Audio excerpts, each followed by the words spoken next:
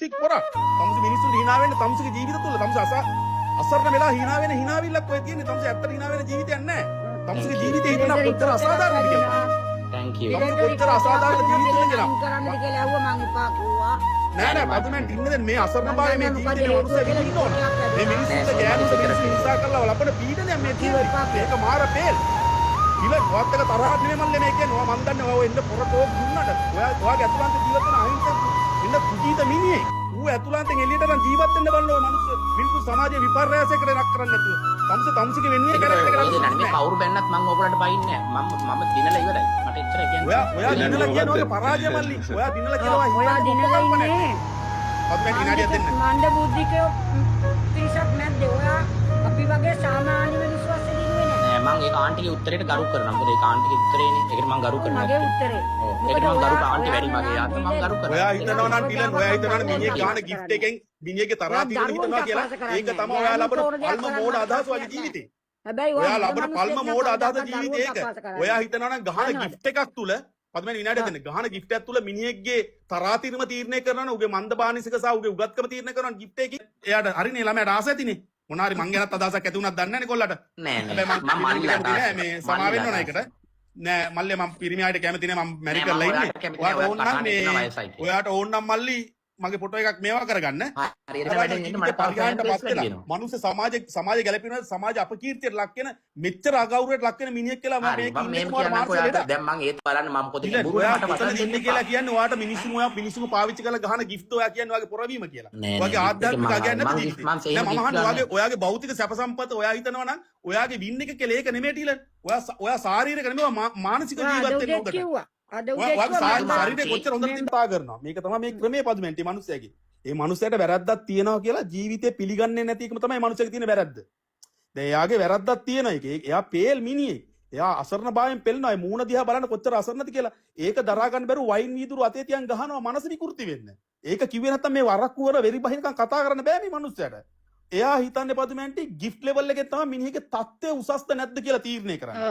තත්ත්වය උසස් වෙන්න එහෙම වෙන්නේ නැහැ පදුමෙන්ටි. මිනිස්සුන්ගේ ජීවිතවල මිනිස්සු ජීවිත හිතනවා මේ මිනිස්සුන්ව පාවිච්චි කරන මේ මිනිස්සුන්ගේ මෙයාගේ පැවැත්ම වෙනුවෙන්. එයා කියන්නේ එයාට අහවල් බිස්නස් තියෙන මේ කියලා. මම හිඟා ගන්න ඇතිලන ඔයා වගේ. මට ජීවත් වෙන්න මේකේ මොකක් හරි කියලා කාවරි කවුරු හරි වෙනින් මුසි ගන්නලා කවුරු හරි කාවරි වෙනින් මුසි ගන්නලා අර ලිංගිකත්වය ගැන විතරයි කතා කරන්නේ. උදේ 6ට වෙන සබ්ජෙක්ට් එකක් නෑ කතා කරන්න. උදේ ඉඳන් හැන්ද වෙනකන් කාගේ ලිංගිකත්වය සහ මේකට ගහනවා. එක්ක කැරි කරනවලු අරක කරනවලු මයිල් ගැනයි ඔය කියන තරම් ලිංගික අභ්‍යාසයක් ඉතන දෙන්නේ. ඉතින් වෙන ඉගෙන ගන්න දෙයක් නෑ සමාජෙට. මොනවද කියන්නේ මිනිස්සුන්ට හැදෙන දේ. wow respect ගෞරවය proud of you. උංග කාලෙකින් කොන්ද කෙලින් පිරිමියෙක් දැක්කා. ඇත්තටම වදන් ටික දුන්නා කොහොමද ආත භූත කාලකන්ණියෙක් අහසේ හිටපු පොළොවට යන පාර උගන්නපුවට ජාතියේ ප්‍රණාමය. ඔය ටිකම තමයි වෙනත් ආකාරයකට මාත් කිව්වේ. හැබැයි ඉතින් අර මගේ කටේ බ්‍රේක් නෑනේ. මගෙන් අසභ්‍ය වචනත් කියලා මූට බැනුණා. එතකොට මං කියපු දේ ඇහුවේ නෑ මිනිස්සු. උගේ පැත්තටම තමයි.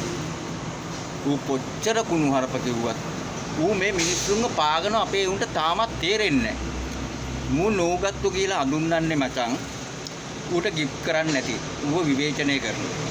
ඌට ගිෆ්ට් ගහන. ඌට සල්ලි දෙන. ඒ එවුන් ඔක්කොම උගත් මිනිස්සු. ඉන්ස්ටාග්‍රෑම් වල ඉන්න, සෝෂල් වෙලා ඉන්න, කුණු හරපෙන් ඉංග්‍රීසි කියන ඒ ඔක්කොම උගත්තු.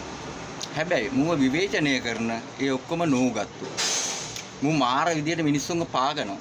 මාර විනිවිද මිනිස්සුන්ව යටටම දාලා කතා කරන්නේ. ඒත් අපේ ගොඩේ හැත්තට මූටම බැඳිලා අර කැපුවත් කොළ කැපුවත් රතු කියලා කොට්ටාස තාමින්නේ. ඒ වගේම මූ බූබෙට්ටක් පෙන්නලා මේවා තමයි කන්නේ කියලා කිව්වොත් ඒකත් පිළිගන්න මිනිස්සු జాතියක් ඉන්නේ.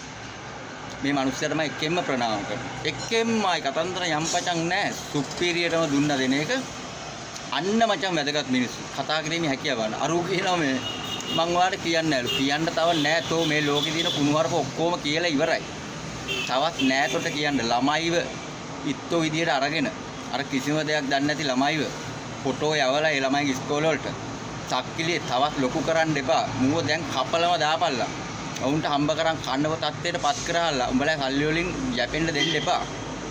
හරි ජය වේවා එහෙනම් ප්‍රාමේ මේ සෝෂල් මීඩියා වල ගොඩක් තියෙන අනිත් ප්ලැට්ෆෝම් එක කම්පෙයාර් කරද්දී මම TikTok එකේ එක්කෙනෙක් මම Instagram වලින් ආවේ මේ අනිත් ප්ලැට්ෆෝම් වල ඔබේ Instagram ලොකුද